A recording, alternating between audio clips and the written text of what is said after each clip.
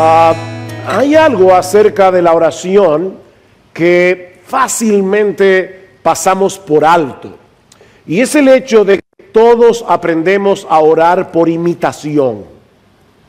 Aprendemos a orar escuchando a otros a orar. Aprendemos por imitación. Y es indudable que los mejores modelos de oración a los que debemos prestar atención son aquellos que se encuentran en la misma Biblia. Debemos aprender a orar con la Biblia, leyendo oraciones como la de Moisés en el Salmo 90, las diversas oraciones de los salmistas, David, Asaf, en el libro de los Salmos, la oración de Daniel, la oración de Nehemías, en el capítulo 9 de los libros respectivos de Daniel y de Nehemías. Obviamente, la oración modelo de nuestro Señor Jesucristo en Mateo capítulo 6, que conocemos como el Padre Nuestro, la oración de Jesucristo por encima de cualquier otra del Señor en Juan capítulo 17, y por supuesto la oración de Pablo en Efesios capítulo 3 versículos 14 al 21 que leímos hace un momento y que vamos a considerar en la mañana de hoy. Esta es sin duda una de las oraciones más maravillosas, más sorprendentes, más sublimes que encontramos en el Nuevo Testamento. De hecho, pudiéramos decir que es probablemente la oración más sublime de toda la Biblia, con la única excepción de la oración sumo sacerdotal de nuestro Señor Jesucristo en Juan 17. Las cosas que Pablo pide aquí por estos creyentes son impresionantes, como veremos en un momento. Ahora, antes de pasar a considerar lo que Pablo pide por la iglesia en Éfeso y por consiguiente por las iglesias en todos los lugares y en todas las épocas, yo quiero que veamos en primer lugar las razones que mueven a Pablo a pedir lo que pide. La razón o las razones para las peticiones tan sorprendentes que encontramos en esta oración. Vean una vez más el versículo 14. Por esta causa, pues, doblo mis rodillas ante el Padre de nuestro Señor Jesucristo. Por esta causa. ¿Por causa de qué? Bueno, en primer lugar, por todos los privilegios que los creyentes disfrutamos por el hecho de estar en Cristo y que Pablo detalla en los primeros 3 capítulos de la carta. Noten que el capítulo 3, versículo 1 comienza con la misma expresión. Véanlo en sus Biblias. Traigan sus Biblias a la iglesia. Por esta causa, yo, Pablo, prisionero de Cristo Jesús, por amor de vosotros los gentiles, y ahí como que Pablo vio otra cosa más y metió un paréntesis que dura hasta el versículo 14, donde él describe el ministerio que el Señor le había dado para ser apóstol de los gentiles, y al llegar al versículo 14 vuelve y retoma de nuevo el por esta causa. Así que por esta causa resume todo lo que Pablo ha dicho en los primeros 3 capítulos de la carta. Pablo dice en el capítulo 1 de su carta a los Efesios que los creyentes hemos sido bendecidos con toda bendición espiritual en los lugares celestiales en Cristo. Fuimos escogidos en amor desde antes de la fundación del mundo. Fuimos predestinados para ser adoptados hijos suyos por medio de Jesucristo según el puro afecto de su voluntad. Dios nos acepta como hijos en virtud de nuestra unión con su Hijo. Fuimos redimidos, fuimos perdonados de todos nuestros pecados, fuimos sellados en el Espíritu Santo, fuimos incluidos en el testamento en el testamento de Dios como sus herederos legítimos. Y por si todo esto fuera poco, Dios toma ahora a todos esos creyentes y forma con ellos una iglesia, forma con ellos un solo cuerpo, forma con ellos un templo espiritual en el que habita el Espíritu de Dios. Qué privilegio ser miembro de una iglesia. Porque es a través de la iglesia, no de ninguna otra institución, que Dios manifiesta su gloriosa sabiduría, no solamente en el mundo, sino que Pablo dice en el capítulo 3, versículos 10 y 11, escuchen hermanos, Pablo dice en Efesios capítulo 3, versículos 10 y 11, que Dios está enseñando acerca de su sabiduría a los ángeles que están en los cielos por medio de su iglesia. Y uno ve la iglesia tan débil, y uno dice, por medio de la iglesia. Nosotros somos el posgrado de los ángeles. Porque cuando los ángeles nos ven y ven la iglesia creciendo y ven la iglesia actuando en el mundo, dice, wow, Dios es increíble. Ellos no piensan la iglesia es increíble. Ellos piensan, Dios es impresionante. Dios es sorprendente. Tan sorprendente que puede usar un montón de gente tan débil para hacer su obra. Así que los ángeles están aprendiendo de la sabiduría de Dios por medio de la iglesia. Pero en segundo lugar, y conectado obviamente con lo anterior, Pablo pide lo que pide porque ahora pertenecemos a la familia de Dios. Pablo pide lo que pide porque ahora nosotros somos hijos de Dios. Vean otra vez el versículo 14. Por esta causa pues doblo mis rodillas ante el Padre de nuestro Señor Jesucristo, de quien recibe nombre toda familia en el cielo y en la tierra. En otras palabras, Dios el Padre es el arquetipo de todos los padres.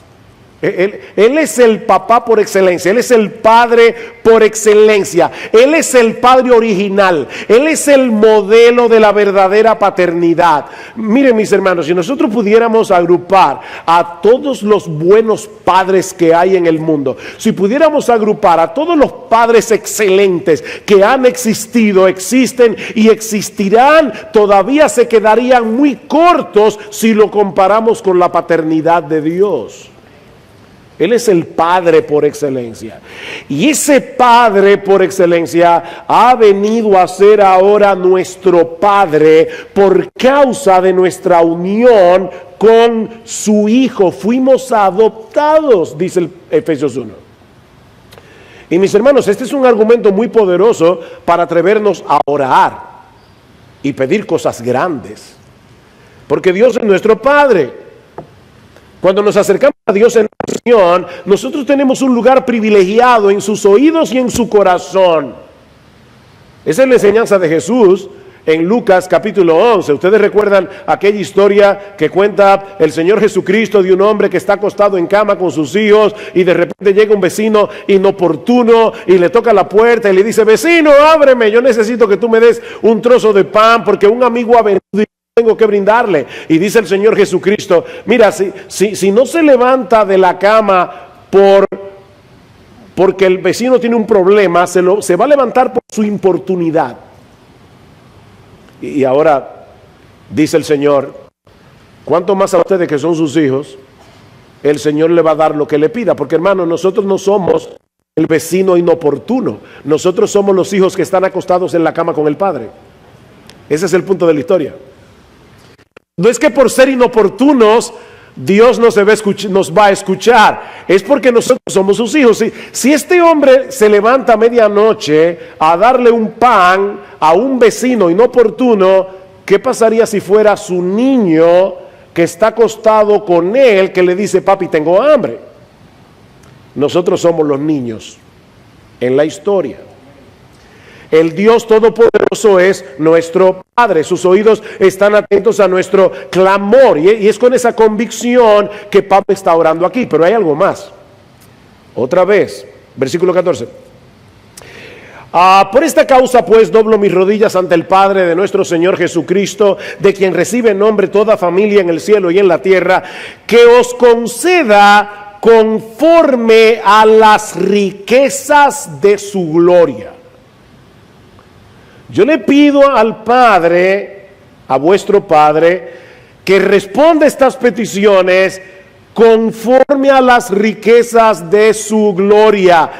Mis hermanos, si un multimillonario te invita a almorzar el día de tu cumpleaños y te lleva a un restaurante súper bueno y súper caro, y cuando tú abres el menú y ves los precios, él te dice, mira, olvídate de los precios, Yo te invité, pide lo que quieras. Supongo que nadie aquí pediría arroz con pollo o pollo frito con tostones. Pide lo que quieras. Nuestro Dios ha prometido bendecirnos conforme a sus riquezas en gloria. Podemos pedir, pedir, pedir y nunca agotaremos las reservas de nuestro Padre. Él es rico. Yo recuerdo cuando yo creía que existían los Reyes Magos. Yo supongo que ningún niño aquí, hijo de papá cristiano, cree en eso. Así que me atrevo a decirlo aquí. Pero cuando nosotros creíamos en los Reyes Magos, yo decía, bueno, si son reyes y magos, yo puedo pedir lo que sea. Y yo siempre en todas las navidades tenía una lista enorme. Y me acuerdo siempre de mi papá que decía, este año los reyes están apretados. Y yo decía, ¿cómo que los reyes están apretados? O sea, eso era inconcebible para mí. Pero este rey no. Este rey no. Pide, pide, pide. Él es rico en poder, Él es rico en misericordia, Él es rico en gracia, Él es rico en bondad. Él nos escogió para bendecirnos. O como dice el apóstol Pedro, dice que fuimos llamados para heredar bendición. Nosotros somos un pueblo bendecido por Dios. ¿Por qué somos tan tímidos a la hora de pedir? Pide sin temor a nuestro Padre. Él quiere derramar su favor sobre nosotros. Ahora, pide bien. Pide bien. Dice Santiago, ustedes no tienen lo que quieren porque no lo piden y porque cuando piden, piden mal para gastar en vuestros deleites. Así que sí, pide, pide, pide, pero pide bien.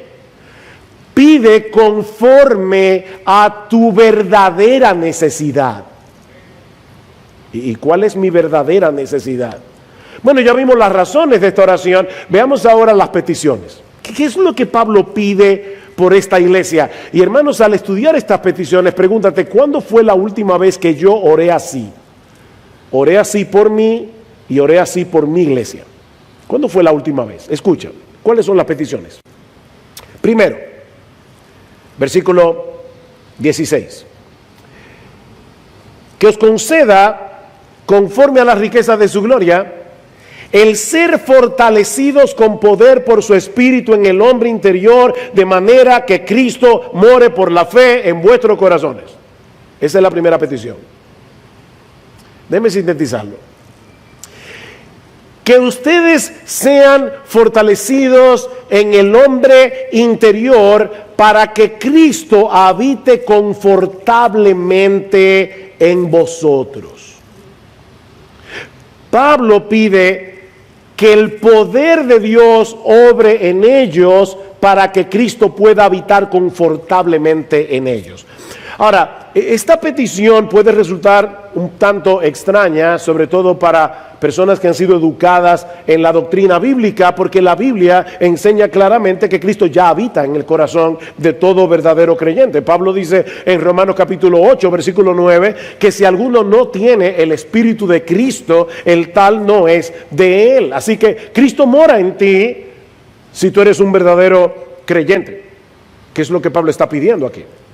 El verbo griego que la Reina Valera traduce como habitar es un verbo sorprendente, extraño, muy rico en significado. Da la idea de morar confortablemente en un lugar, hacer de ese lugar nuestro hogar, donde nos sentimos en casa, ¿verdad?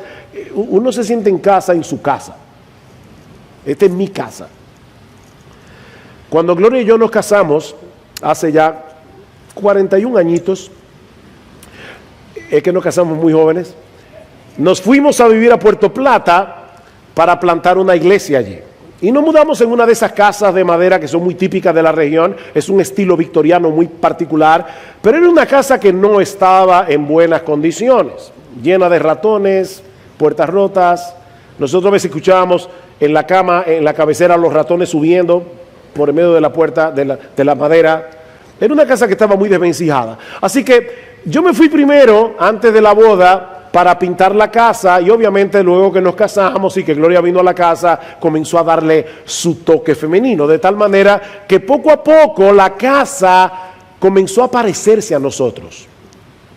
Y por supuesto estábamos cada vez más cómodos en la casa. De habernos quedado más tiempo en Puerto Plata, es probable que la casa se haya convertido en un lugar todavía mucho más confortable. La casa habría adquirido nuestra personalidad. Bueno, mis hermanos, eso es exactamente lo que el Señor Jesucristo está haciendo con cada uno de nosotros.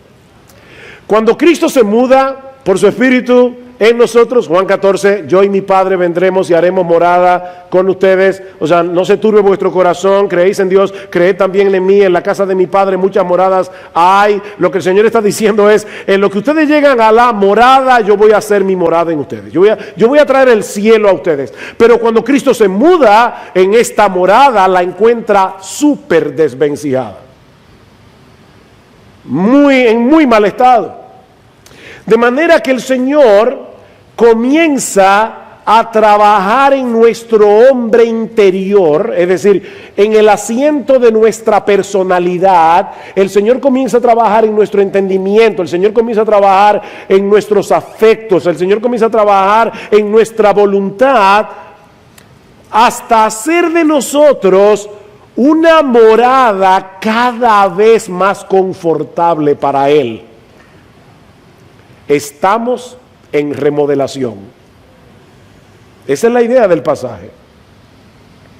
Así que mientras este hombre exterior se va desgastando, 2 Corintios 4, mientras este hombre exterior se va desgastando, el interior, o sea, lo que queda de ti después que te mueras, ese es tu hombre interior. El interior se va renovando de día en día. Estamos en remodelación y nosotros debemos orar continuamente para que esa remodelación siga avanzando. Es de eso que por eso es que Pablo está orando aquí. Si ustedes ven en Efesios capítulo 1, ya Pablo había pedido algo similar. En Efesios capítulo 1, versículo 15 dice: yo, habiendo oído de la fe en el Señor Jesús que hay entre vosotros y de vuestro amor por todos los santos, no ceso de dar gracias por vosotros, haciendo mención de vosotros en mis oraciones, pidiendo que el Dios de nuestro Señor Jesucristo, el Padre de gloria, os dé espíritu de sabiduría y de revelación en un mejor conocimiento de Él. Yo quiero que ustedes conozcan mejor a Dios. Mi oración es que los ojos de vuestro entendimiento sean iluminados para que sepáis cuál es la esperanza de su llamamiento, cuáles son las riquezas de la gloria de su herencia en los santos y cuál la extraordinaria grandeza de su poder para con nosotros los que creemos, conforme a la eficacia de la fuerza de su poder, la cual operó en Cristo resucitándole de los muertos. ¿Tú oíste eso? O sea, Pablo dice: yo le pido a Dios en oración, Efesios capítulo 3, que Él obre con poder en vuestro hombre interior. ¿Qué poder es ese? Bueno, para que tengas una idea, el poder que levantó a Jesús de los muertos está operando en cada uno de sus hijos para remodelarnos. Wow.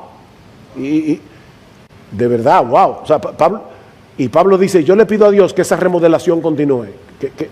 Ustedes han visto a esa gente que está loca por mudarse y dice: no, que se acabaron la varilla, que se acabó el cemento.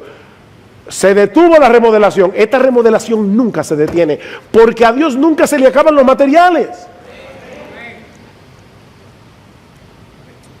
Hermanos, necesitamos poder para mantener nuestra comunión con Dios. Por favor, no me digas, porque no te lo voy a creer, que para ti mantener la comunión diaria con el Señor no es un trabajo, no es una lucha, que tú no puedes hacerlo por tu propia fuerza, ni yo tampoco.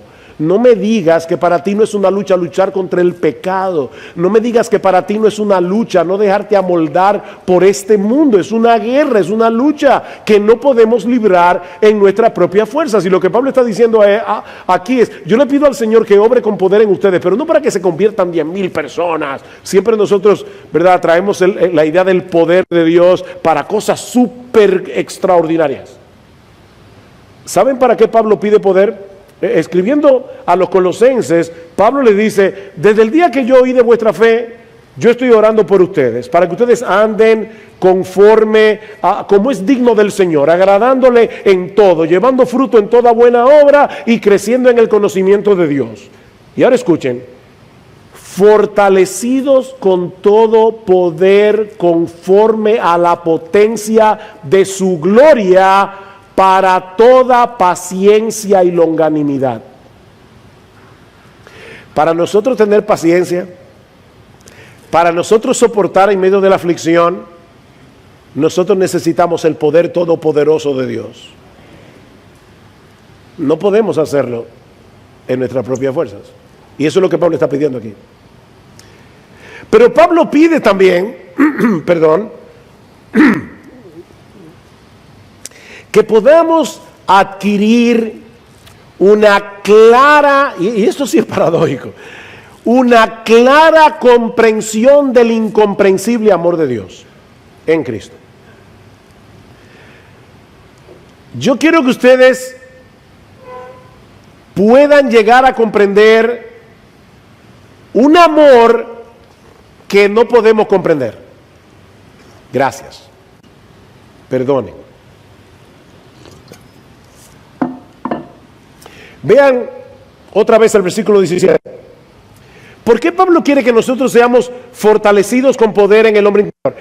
De manera que Cristo more por la fe en vuestros corazones y que, arraigados y cimentados en amor, seáis capaces de comprender con todos los santos cuál es la anchura, la longitud, la altura y la profundidad, y de conocer el amor de Cristo que sobrepasa el conocimiento.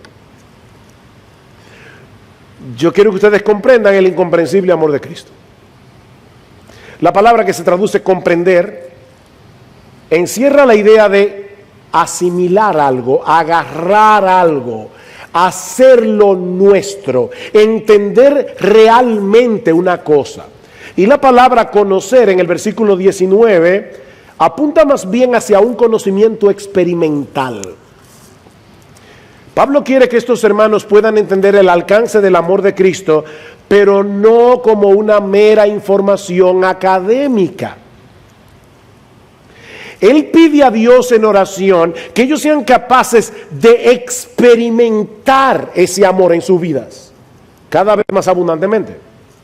Por supuesto, eso incluye nuestro crecimiento en el entendimiento de las grandes doctrinas de la Biblia, pero encierra mucho más que eso. Se trata de descansar confiados en el amor de Cristo. Sobre todo, mis hermanos, en esos momentos en que el mundo parece estar cayéndose a pedazos. Que en ese momento tú digas, yo sé que Dios me ama. Yo sé que Dios me ama. Necesitamos crecer en nuestro conocimiento experimental del amor de Cristo. Hay un corito para niños que dice, el amor de Dios es maravilloso, el amor de Dios es maravilloso. Es tan alto que no puedo ir arriba de él, es tan bajo que no puedo ir debajo de él, es tan ancho que no puedo ir afuera de él, tan vasto, tan grande es el amor de Dios. Esa es la idea. Cristo nos ama. Nos ama con un amor que es imposible de comprender plenamente. Nos ama con un amor que es imposible de explicar con palabras completamente. Pero aún así, Pablo quiere que crezcamos en el entendimiento de ese amor. Pablo quiere que lo percibamos experimentalmente, en una forma cada vez más plena, de manera, escuchen hermanos, que cimentemos nuestras vidas en su amor. Arraigados y cimentados en su amor. Y en un momento vamos a ver que si no estamos arraigados en amor, no vamos a poder crecer. Es para que al final sigamos creciendo, madurando. Por eso el título de esta prédica, creciendo, arraigados en amor. Arraigados en amor. ¿Sabes por qué el diablo quiere convencerte de que Dios no te está amando en una situación particular? Porque Él sabe que si tú no puedes experimentar el amor de Dios, te vas a alejar de Él, sobre todo cuando pecas. Cuando nosotros pecamos, nosotros nos imaginamos a Dios mirándonos con asco. nosotros nos imaginamos a Dios acercándose a nosotros como un niño que va a tocar una babosa. ¿Y saben lo que eso produce en nosotros? Alejarnos de Dios en vez de ir y volver y refugiarnos en Él para reconciliarnos con Él. Óyeme, si tú no estás bien espiritualmente, no te sigas alejando de Dios. Arráigate en su amor. Yo le preguntaba este jueves a mi grupo pequeño si esta frase, Dios aborrece el pecado pero ama al pecador, es correcta. Y por supuesto, educados en IBCJ, todos dijeron automáticamente, no, eso no es correcto, porque Dios no solamente aborrece el pecado, Dios también aborrece al impío. Dice la Biblia, Dios aborrece al pecador. El problema es que cuando decimos esa frase, Dios aborrece el pecado pero ama al pecador, inmediatamente pensamos en los impíos. Pero déjenme hacerles ahora otra pregunta. ¿Y si se trata de un creyente? Si se trata de un creyente, podemos decir con toda confianza que Dios odia su pecado, pero no lo odia a él. Dios no nos odia. Nosotros somos sus hijos. Aun cuando estamos en nuestra peor condición espiritual, si tú eres un verdadero creyente, Dios no te odia. Dios odia tu pecado. Y porque odia tu pecado y Él sabe que te va a desgraciar la existencia, Él no se va a quedar pasivo dejándote pecar. Él quiere librarte de una vida maldita y desgraciada. Porque tú eres su hijo, porque Él te compró con su sangre. Por eso tenemos que estar arraigados en el amor de Dios, cimentados en ese amor. Cristo nos ama. Y nosotros somos como un árbol cuyas raíces están entretejidas en el terreno de ese amor, tomando la savia del corazón de Jesús. Solo así podemos crecer. Es un amor experimental. Y es un amor que se conoce y se entiende amando. Esto sí que sonó un poco raro, pero es un amor que se conoce y se entiende amando. ¿Notaron que Pablo dice en el versículo 18 con todos los santos? Ven otra vez, para que seáis capaces de comprender con todos los santos. Esto no se aprende en aislamiento.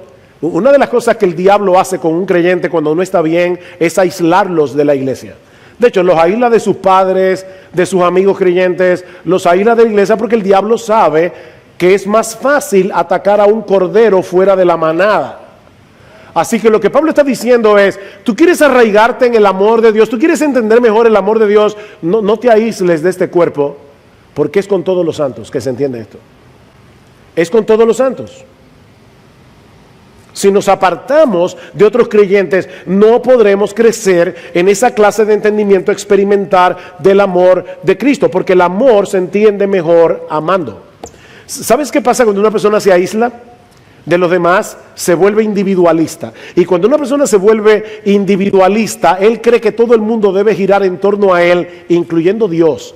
Por lo tanto, como Dios tiene que estar allí para satisfacer lo que yo quiero, mis gustos, mis deseos, cuando las cosas no me salgan como yo quiero, yo voy a pensar que Dios no me está amando. ¿Ven? Y eso te va a hacer presa fácil de Satanás. Es con todos los santos. Esto es corporativo. Es en comunión con otros creyentes que podremos crecer en nuestro entendimiento del amor de Dios. ¿Y todo eso para qué? Bueno, aquí va la tercera petición. Versículo 19.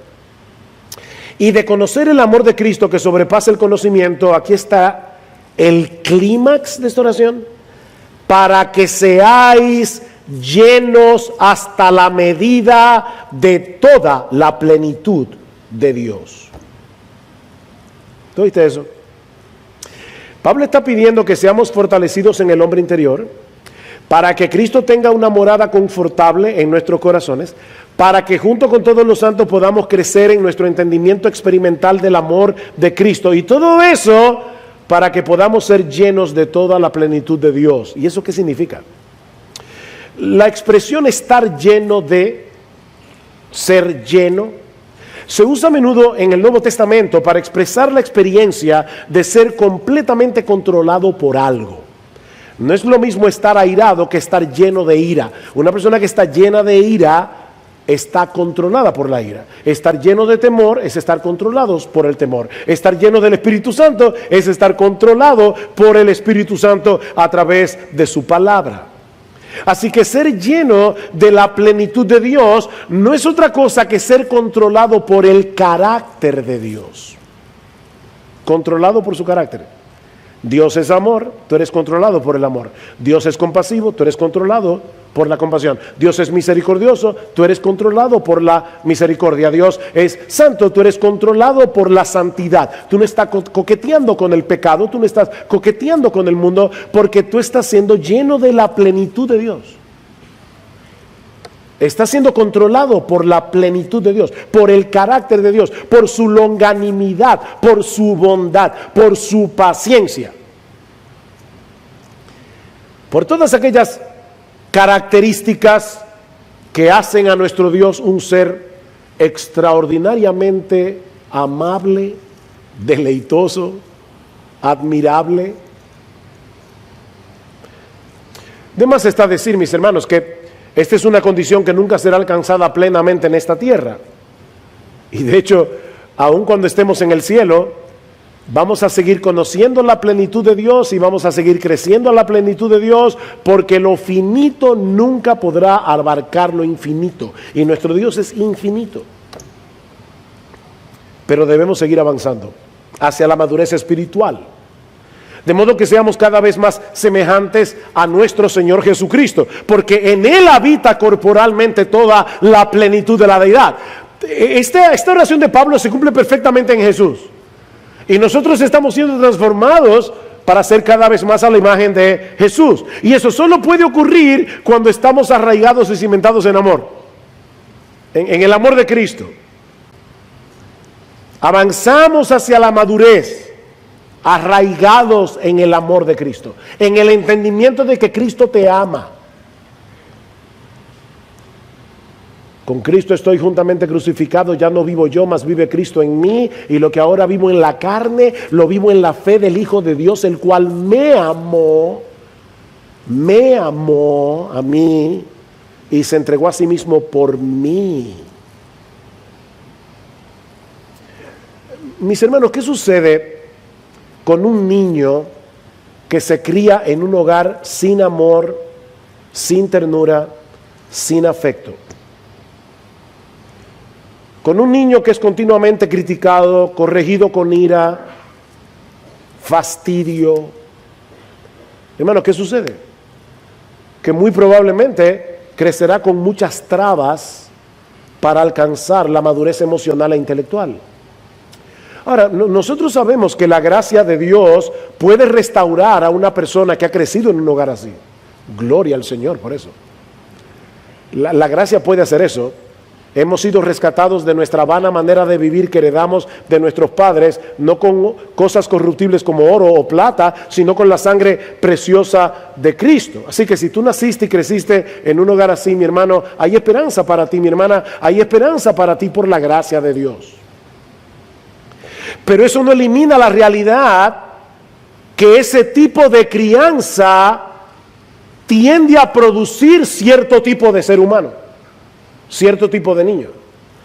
Bueno, hermanos, aplicándolo a la madurez espiritual, lo que estamos diciendo es que esa madurez se desarrolla entendiendo experimentalmente el amor de Dios en Cristo. Si tú no entiendes que Dios te ama con un amor inmutable, con un amor permanente, con un amor que nunca termina, tú no vas a poder crecer. Te vas a estancar. Y por supuesto, no solamente en el contexto del entendimiento del amor de Dios, sino en el contexto de relaciones significativas permeadas por el amor cristiano. No te aísles de tus hermanos en la fe. Si lo haces, te vas a estancar en tu crecimiento espiritual. No esperes que te busquen a ti. No esperes eso. Cada uno de nosotros debe ser intencional en vivir y actuar como parte de una comunidad de creyentes.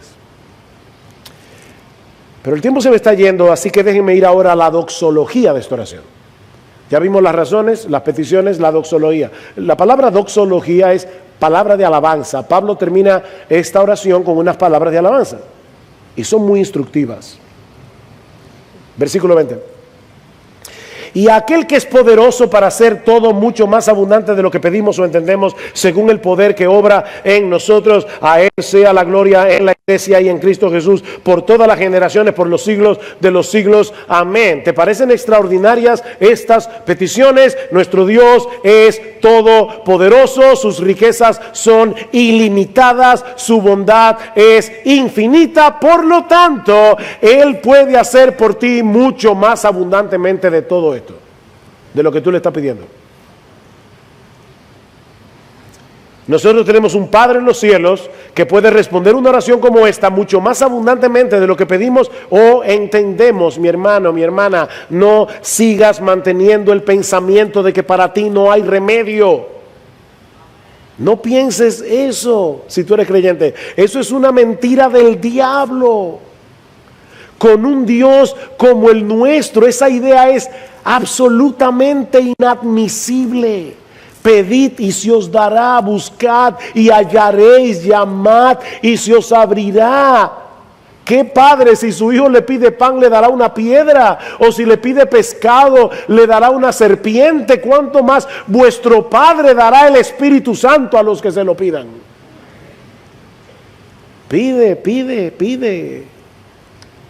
Por ti y por tu iglesia. Pero hay otra cosa más. Versículo 21. A Él sea la gloria, ese Padre rico, a Él sea la gloria en la iglesia en Cristo Jesús por todas las generaciones, por los siglos de los siglos. Amén. ¿Saben lo que Pablo está diciendo aquí, mis hermanos? Que